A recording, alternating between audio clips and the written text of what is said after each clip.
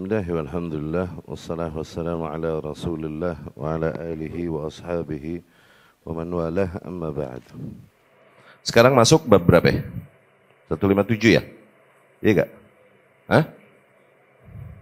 Qala al-muallif rahimahullah, al-imam rahimahullah berkata, "Wala tatlub min 'indik hilatan taruddu biha ala ahli al-bid'ah. Fa innaka umirta bis-sukuti anhum wa la tumakkinhum min nafsik."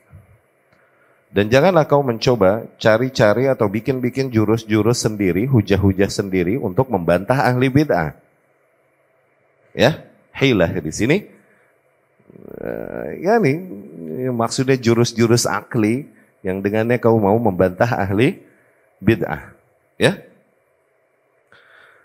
Karena sesungguhnya kau lebih diperintahkan untuk diam menghadapi mereka. Jangan kau biarkan ia untuk berkuasa ke atasmu, ya. Yani ketika kau membuka pintu perdebatan, akhirnya kau membuka peluang baginya untuk berkuasa atasmu, dikarenakan dia memiliki alat-alat untuk membuatmu terdiam dan gak bisa membantahnya, gitu. Akhirnya kau berada nanti dikhawatirkan yang ada nyangkut syubhatnya pada hatimu. Demikian. Karena kau tak bisa menjawabnya dan membantahnya. Ya. Ama alimta anna Muhammad ibn Sirin. Tidakkah kau ketahui bahkan orang selevel Muhammad ibn Sirin. Muhammad ibn Sirin ini min khiyarat tabi'in. Di antara best tabi'in. Rahimahumullah. Ya. Ma'afadlihi. Dia dengan seluruh keutamaannya. Muhammad ibn Sirin ini sampai dikatakan yushbih kalamuhu kalamal anbiya. Ucapan-ucapannya ini serupa mirip dengan ucapan-ucapan para nabi. Sampai sedemikian rupa. Ya. Dia Al-Hasan Al-Basri dan lain-lain.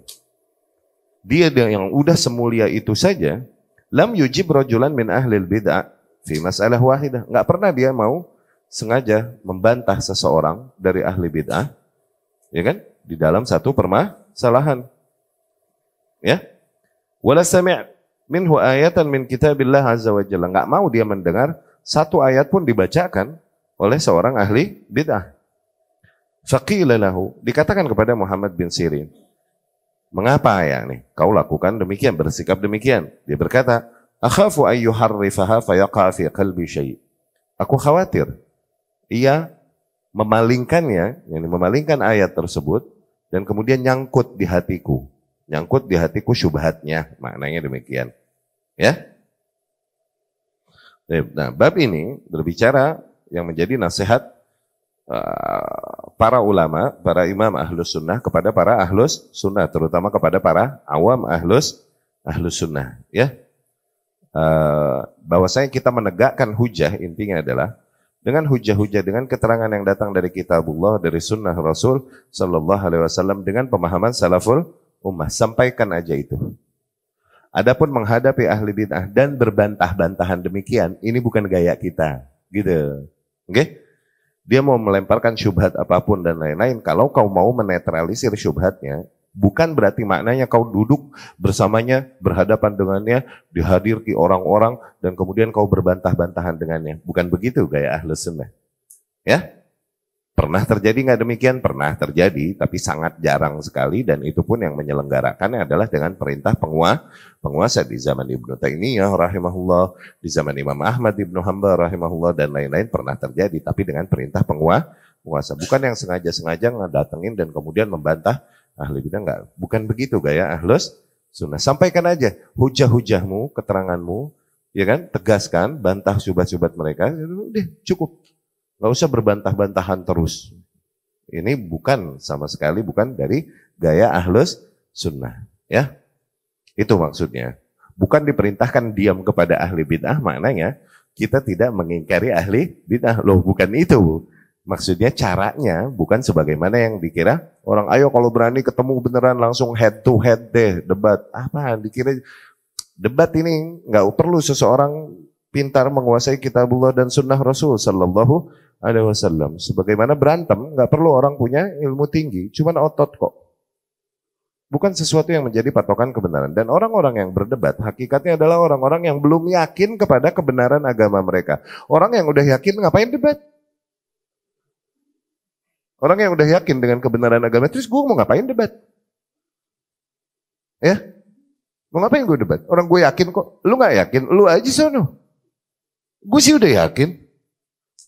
Kau masih belum yakin kepada kebenaran agamamu, kau masih mencari orang yang dapat mematahkan hujahmu, itu menunjukkan bahwa kau belum meyakini apa yang ada padamu hakikatnya. Aku udah yakin. Apapun syubhat yang ada, kita bisa bantah. Tapi bukan dengan hadir dan berbantah-bantahan. Itu mira' dan jidal. Bahkan Muhammad bin Sirin, dia lebih memilih diam menghadapi hal demikian. Demikian para ulama terdahulu. Ya. Tapi kita lihat penjelasan yang datang dari Syekh Saleh Al-Fauzan hafizahullah. Idza aradta an tarudda ala ahli al-bid'ah, fala tarudda alaihim bijahl, fa inna hadha yazid al-bala' bala'an. Apabila kau mau membantah seorang ahli bid'ah, maka janganlah kau membantahnya dengan cara yang jahil, dengan kejahilan. Ya, karena itu justru akan memperburuk permasalahan. Fala tarudda alaihim illa bi'ilm. Janganlah kau bantah kecuali dengan ilmu.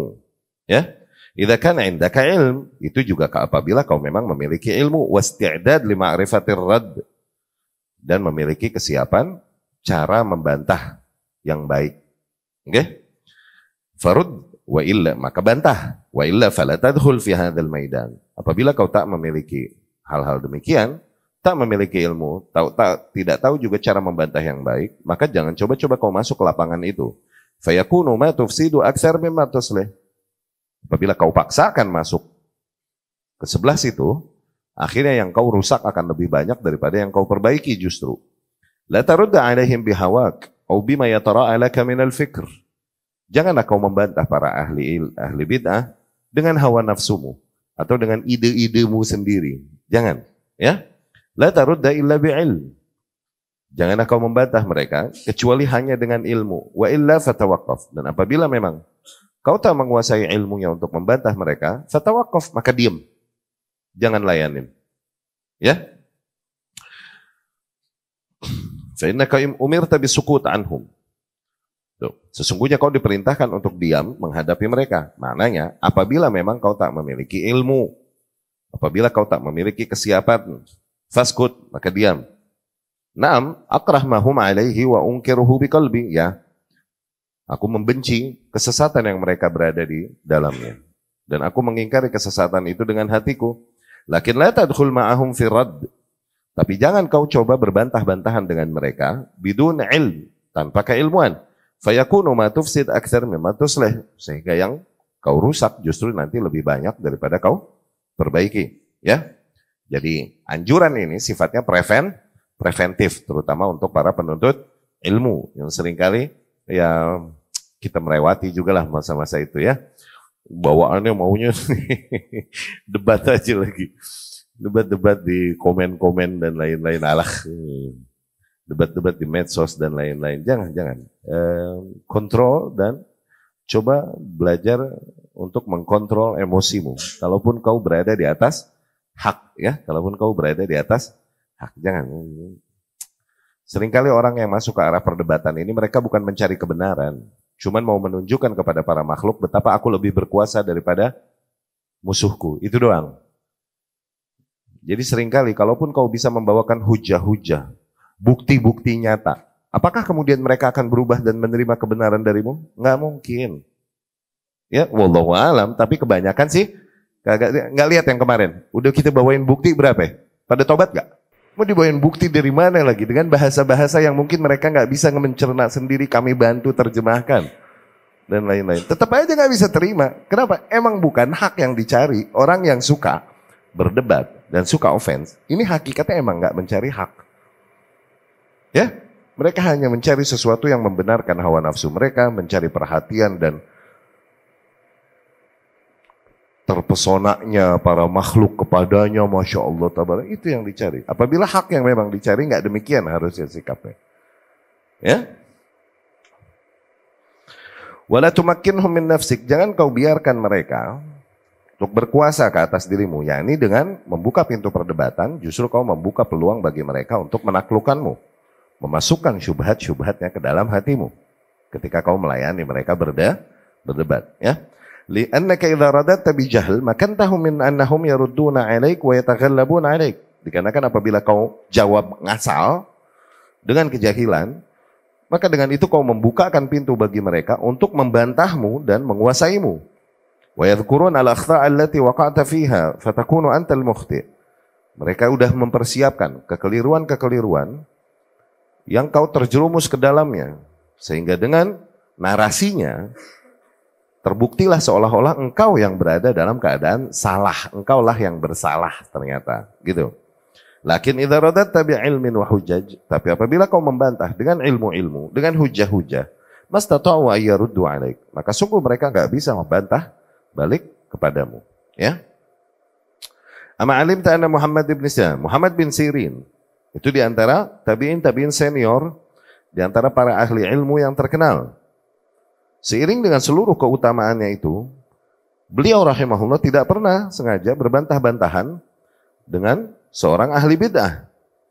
Dikarenakan dia melihat bahwasanya bantahan bagi mereka ini enggak bermanfaat juga, enggak ada manfaatnya.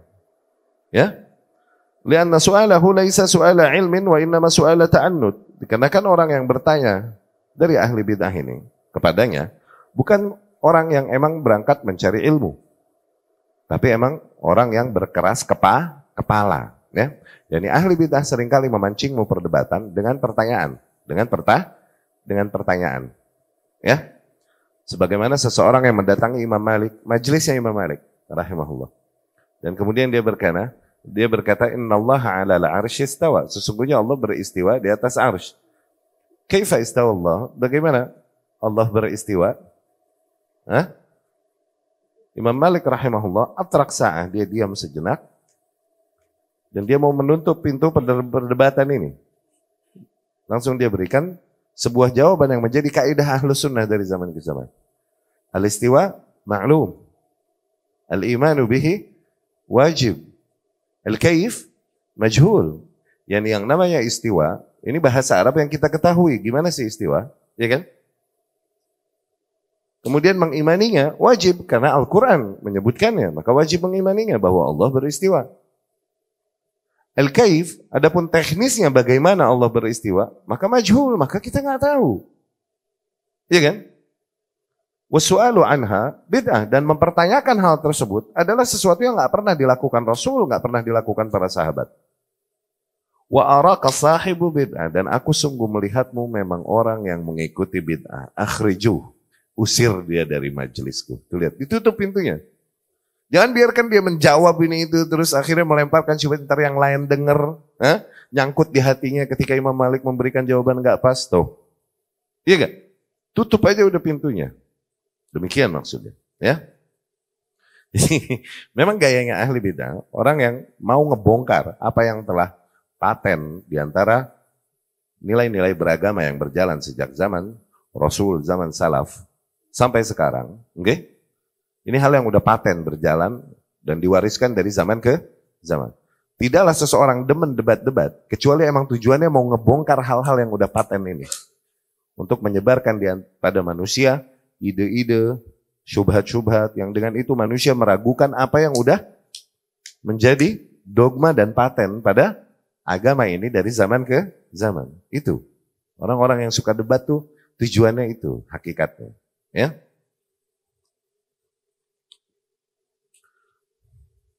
Maka sungguh tepat seorang syair yang berkata idza nataqas safihu fala tujibhu fa khairun min ijabatihi sukutu. Apabila seorang jahil mulai menyanggah, berbicara, menyanggah, oke? Maka jangan kau layani dia, jangan kau jawab dia. Sungguh lebih baik daripada menjawabnya adalah dengan mendiamkannya, ya. Ya ini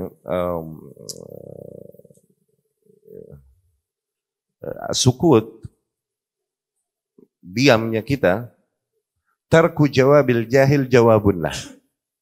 Mendiamkan seorang jahil, tidak menjawab sanggahannya, ini udah jawaban yang layak untuknya. Ya, begitu. Ya, ini udah jawaban yang layak untuknya. Ya?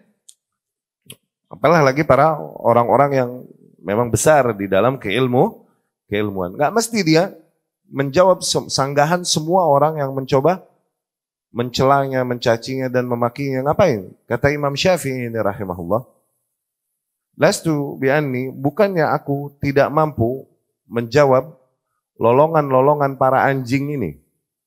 Walakin la yanbaghi lil asad ay yarudda nubahal kilab. Tapi emang kagak pantas dari zaman dulu bagi seekor singa untuk nyautin lolongan anjing-anjing. Fahim? Orang yang berada di atas ilmu adalah orang-orang yang mulia dan agung. Jangan kau hinakan ilmumu dengan melayani orang-orang demikian. Diemin. Itu akan lebih tepat. Ya. Wala sami' minhu ayah min kitabillah. Tuh. Yakni apabila seseorang berkata, ahli bid'ah, usmi'uka ayatan, au nuridu an nabhath fi ma'naha. Coba aku bacakan kepadamu sebuah ayat dan aku pengen berdiskusi denganmu tentang makna ayat tersebut. Wa huwa ya'rif maqsudah wa annahu laisa qasduhu al-istirsyad.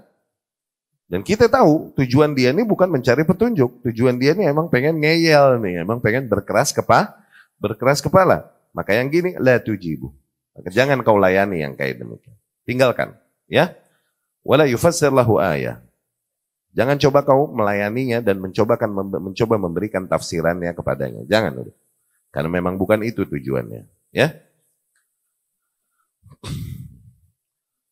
Yani Ibnu Sirin ditanyakan kepadanya, mengapa kau melakukan itu semua? Ya, ini mendiamkan para ahli bid'ah dan tidak menyanggah mereka, ya. Ibnu Sirin berkata, akhaf ayyuharrifaha fayaqa fi qalbi syai'. Aku khawatir mereka memalingkan kitabullah tersebut, yakni maknanya dipelintir-pelintir sesuai dengan hawa nafsu mereka. Kemudian jadi sebuah syubhat yang nyangkut di hatiku. Tuh lihat. Muhammad bin Sirin, dia dengan wahuwa man huwa, dan dia dengan seluruh level kemuliaannya tetap mengkhawatirkan keselamatan hidayah yang ada pada dirinya. Makanya selalu kita bilang berulang-ulang, ikhwati rahimakumullah. Hidayah di atas hak ini sesuatu yang sangat precious, wallah, sesuatu yang sangat berharga. Maka jangan kau pertaruhkan hidayahmu ini, sesuatu yang berharga ini. Hidayah ini lihat, tidakkah kita lihat dari umat Islam, kita ini cuma satu bagian dari 72 bagian. Satu bagian ini orang-orang yang terpilih benar-benar. Faham maksudnya? Satu bagian dari 73 bagian, faham gak maksudnya? Maksudnya ahlus sunnah. Kita dapat hidayah kepada manhaj yang hak ini. Ini nggak didapetin oleh orang-orang besar dan mulia dengan gen yang mulia, dengan nasab yang mulia. Bapaknya bapak para nabi dan rasul. Bapaknya Ibrahim alaihissalam. Dapat nggak hidayah ini? Kagak. Kita dapat. Siapa kita? Anaknya rasul pertama di atas muka bumi. Siapa? Nuh alaihissalam. Anaknya siapa? Karena dapat nggak nih hidayah? Kagak dapat, Jal. Para wanita, istrinya Nabiullah Lut alaihissalam, dapat gak hidayah ini? Kagak. Istri para nabi banyak yang gak dapat hidayah demikian. Tapi akhwat-akhwat kita, alhamdulillah dapat. Maka sadari betapa berharganya hidayah ini. Apabila kau menyadari betapa berharga hidayah tersebut, maka kau takkan mau mempertaruhkan hidayah itu. Dengan apa? Dengan membuka perdebatan dengan ahli bid'ah melayani ahli bid'ah. Itu kau mempertaruhkan hidayah yang ada pada dirimu. Akhirnya orang yang benar di atas kebenaran, kau udah yakin dia di atas kebenaran. Cuman karena kau masih melayani nih ahli bid'ah, kau meragukan dia yang di atas kebenaran dan akhirnya kau meninggalkannya. Berapa banyak yang kayak gitu? Orang yang tadinya kau ikuti udah orang yang benar nih. Oke? Di atas kitabullah, di atas sunnah, di atas pemahaman salaful ummah. Usul-usulnya rapih. Udah.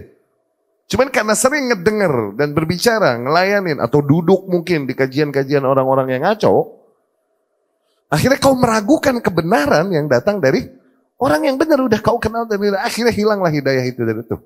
Sayang gak? Udah kenal hak, udah kenal salafiyah dan lain-lain. Cuman karena masih denger yang lain. Masih dengar yang lain, masih duduk sama yang lain dan lain. Dia tinggalkan salafiyah, dia ambil hal yang ya ini lebih sesuai dengan hawa nafsunya, lebih diterima semua golongan dan ya ini minim konflik lah, minimal dia jadi nyaman. Tuh lihat. Yang diperjuangkannya itu bukan hak.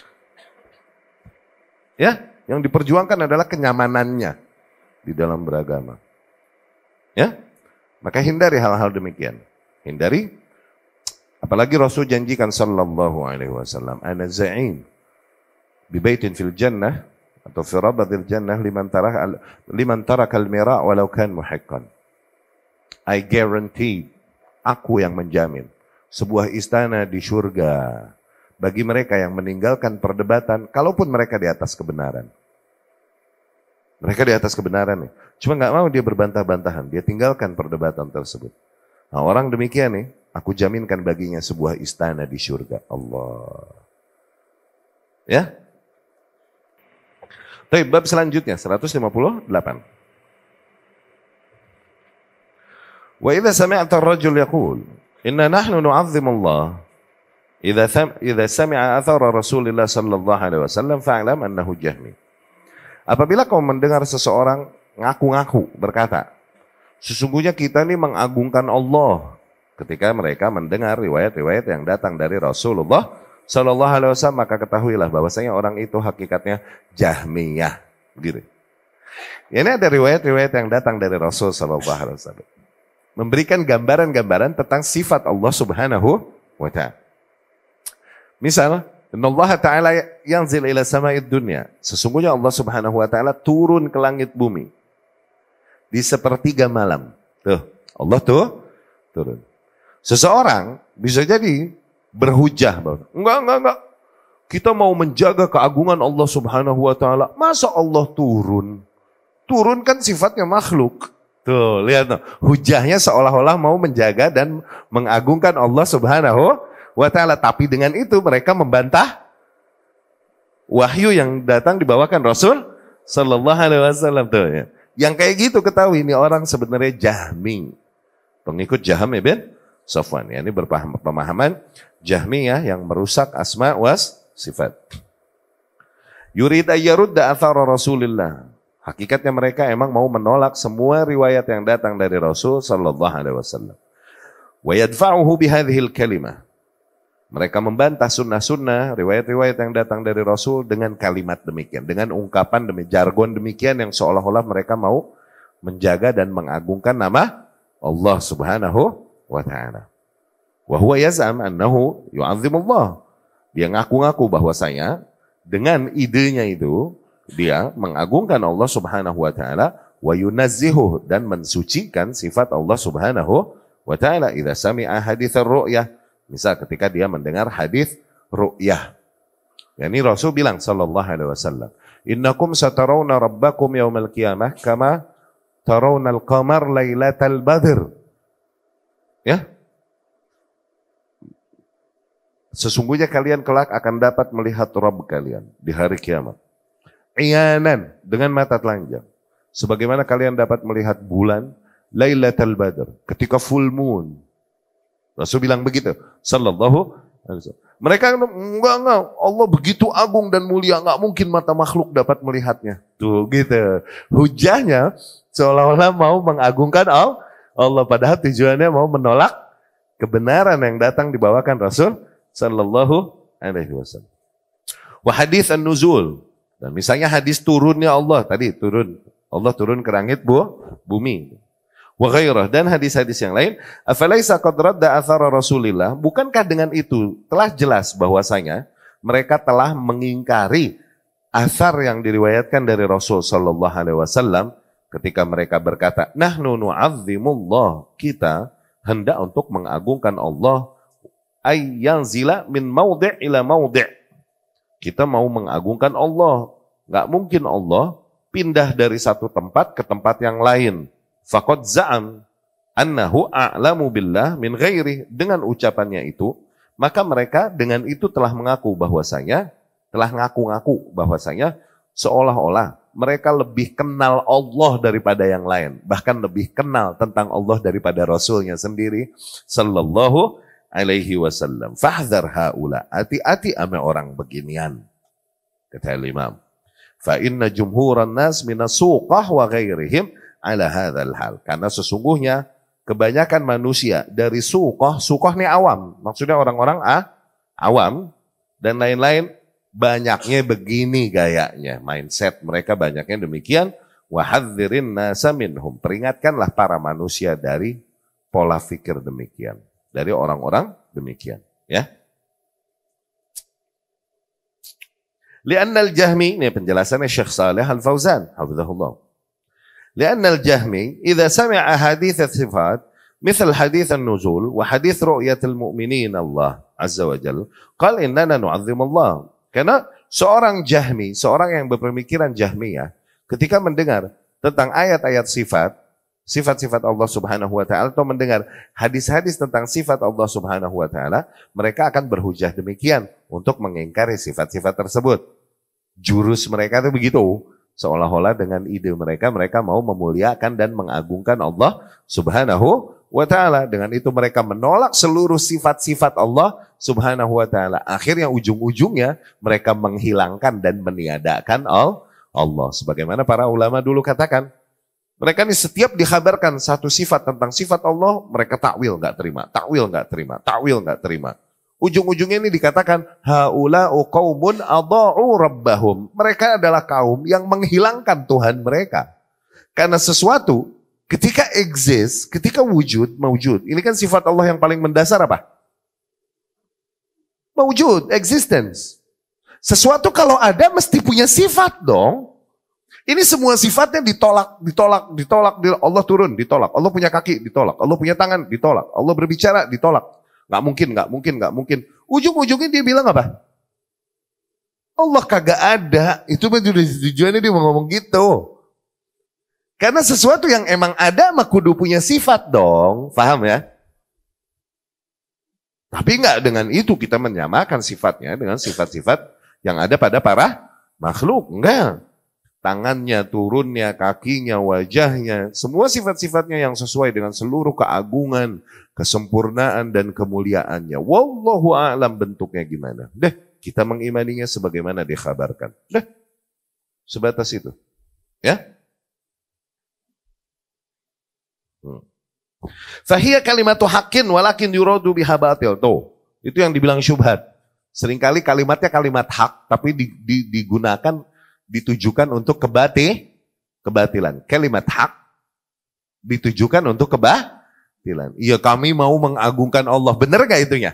Benar, tapi mereka tunggang itu jurus untuk menafikan sifat-sifat Allah. Itu kalimat hak yang digunakan untuk kebatilan. Ya, sebagaimana yang Khawarij katakan, inil hukmu illa lillah. Sesungguhnya seluruh hukum itu hanyalah milik Allah. Benar gak? Lah benar itunya mah, tapi tujuannya apa? Tujuannya dengan itu mereka mau mengkafirkan para kaum muslimin. Tuh. Ya, ketika nggak sesuai dengan gaya dan hawa nafsu mereka. Tuh. Jadi seringkali demikian syubhat. Makanya dibilang syubhat kalau misalnya hujah-hujahnya atau jargon-jargon yang mereka angkatnya adalah hal-hal yang memang sifatnya benar, kemudian juga penerapan dan pemahamannya benar, ya nggak jadi syubhat, jadi kebenaran, jadi hujah. Jadi dibilang syubhat karena zahirnya adalah seolah-olah kebenaran, tapi min kibali, tapi dibaliknya adalah kebatilan. Ya.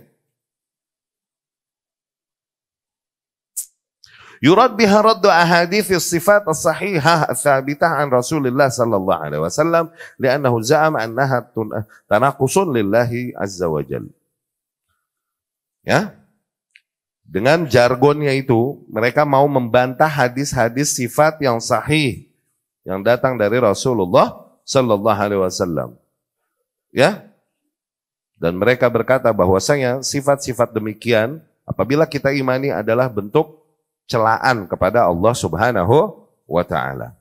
Ya, dengan itu mereka mengaku, dengan itu seolah-olah mereka nih mengaku bahwa mereka lebih memahami, lebih mengetahui tentang Allah daripada yang lain, bahkan daripada Rasulnya sendiri Sallallahu Alaihi Wasallam. Seolah-olah kenalan dia sama Allah daripada Rasul Sallallahu Alaihi Wasallam. Sama seperti Khawarij yang seolah-olah lebih tahu dia konsep keadilan daripada Rasul. Rasul aja disuruh bertakwalah kepada Allah dan jangan kau berbuat zalim di dalam pembagian. Itu kan tuduhan kepada Rasul. Seharusnya kau lebih mengetahui apa yang adil daripada Rasul Sallallahu Alaihi Wasallam. Itu kesesatan fix, bro. Ya? Sebagaimana orang-orang yang meyakini bid'ah-bid'ahnya ini lebih mendekatkan diri kepada Allah Subhanahu wa ta'ala. Padahal Rasul nggak ngajarin. Ente lebih tahu cara mendekatkan diri kepada Allah daripada Rasul sendiri Sallallahu Alaihi Wasallam. Begitukah? Faham? Awas, keyakinan itu sendiri adalah sebuah kekufuran. Keyakinan bahwasanya seseorang lebih mengenal Allah, lebih tahu cara mendekatkan diri kepada Allah, lebih tahu konsep yang Allah tuntut dan inginkan daripada Rasul sendiri Sallallahu Alaihi Wasallam, itu adalah sebuah kekufuran. Keyakinan itu kekufuran. Ya, songong udah. Ya.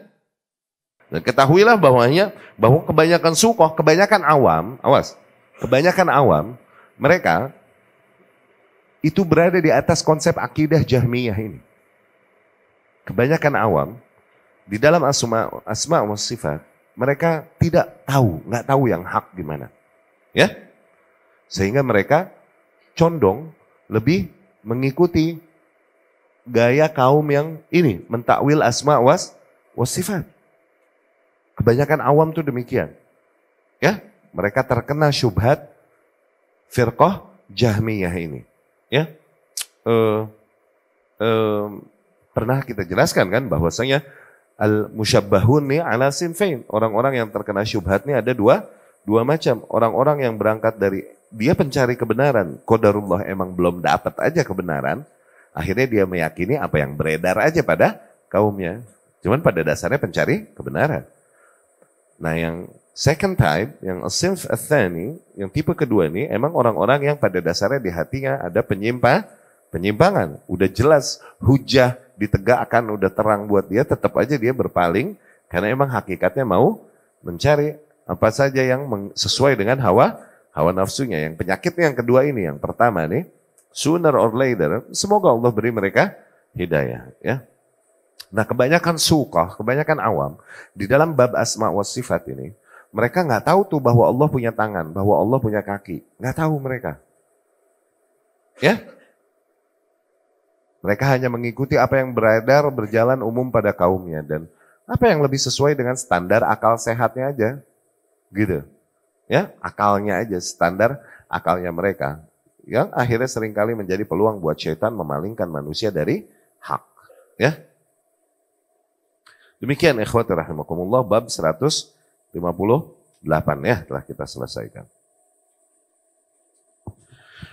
Kemudian 159, wa idza sa'alaka ahadun an mas'alatin fi hadzal bab, dan apabila seseorang bertanya kepadamu dengan sebuah pertanyaan dalam urusan ini, bab ini, yakni bab asma was sifat. Yakni bab asma was sifat.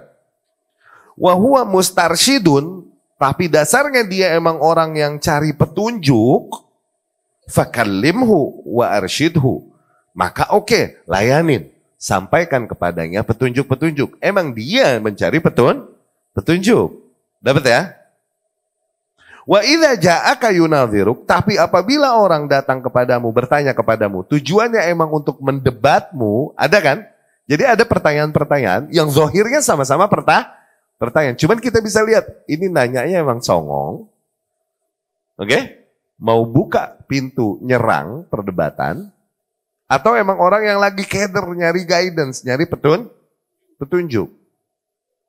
Ya? Apabila memang dia datang kepadamu dengan tujuan untuk mendebatmu, fahdharhu, maka hati-hati sama yang kayak gitu. Fa inna fil munadharah kana. Di dalam munadharah tersebut, munadharah ini zahir diskusi. Apabila seseorang datang kepadamu tujuannya untuk berdiskusi denganmu, katanya di dalam bab itu, oke? Maka hati-hati kepada orang demikian. Karena dari praktek diskusi tersebut terkandung mira, jidal, mughalabah, khusumah, ghadab. Loh.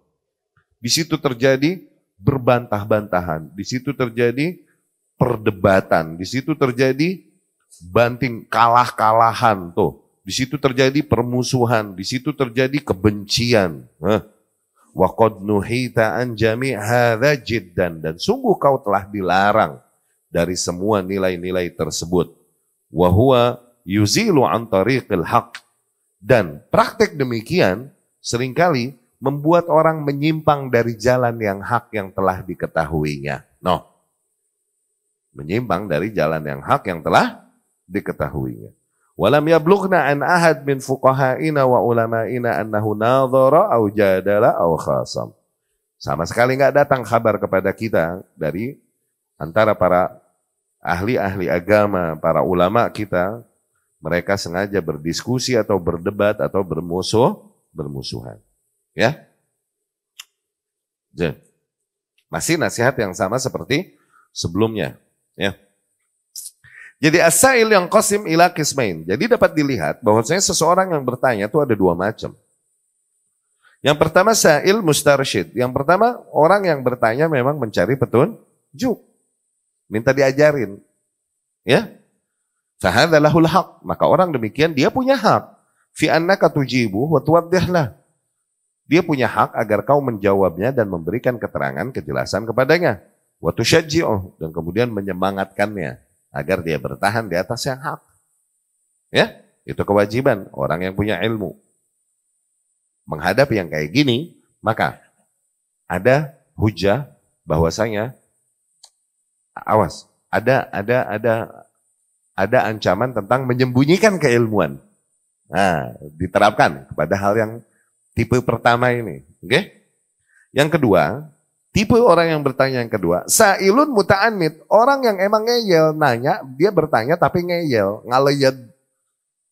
Ya. Muta'annid, ngeyel.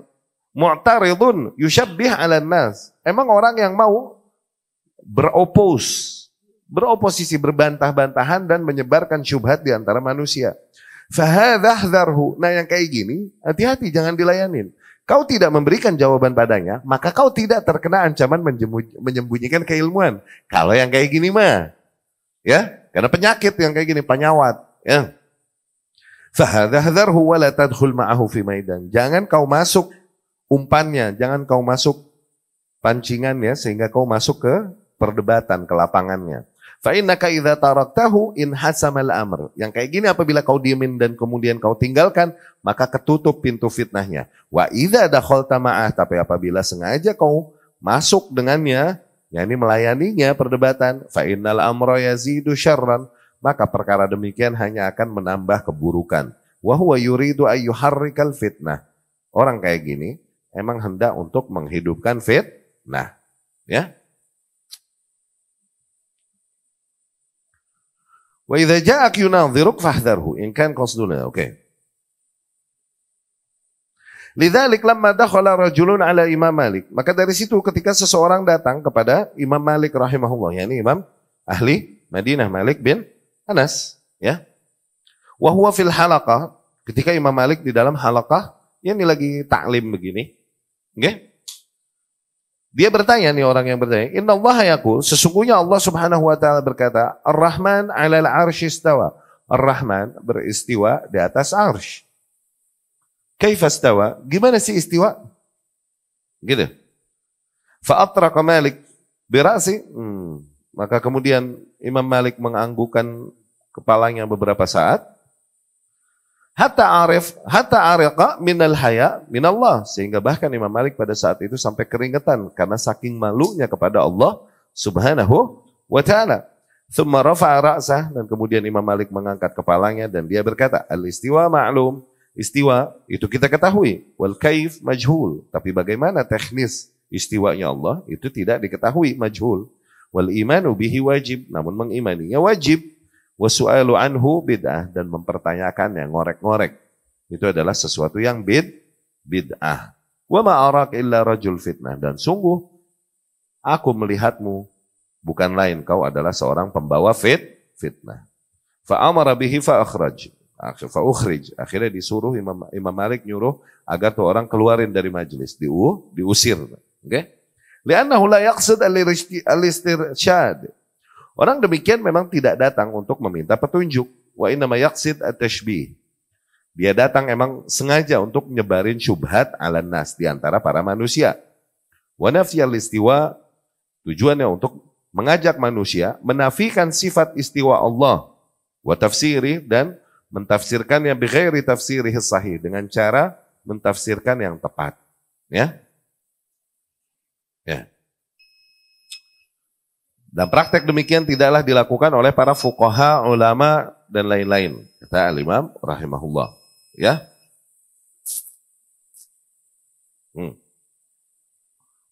Yani perdebatan demikian, berbantah-bantahan demikian, dengan tujuan untuk menjadikan fitnah dan menyebarkan keraguan di antara manusia, ini tidak pernah dilakukan oleh para imam dan para ulama salaf umat ini, ya, para pendahulu umat ini, ya. Innama yursyidun as-sa'il al-mustarsyid la as-sa'il al-muta'annid. Yang ada mereka senantiasa memberikan bimbingan jawaban kepada orang yang memang mencari bimbingan, mencari jawaban, bukan orang yang bertanya memang ngeyel dengan tujuan untuk mendebat, ya.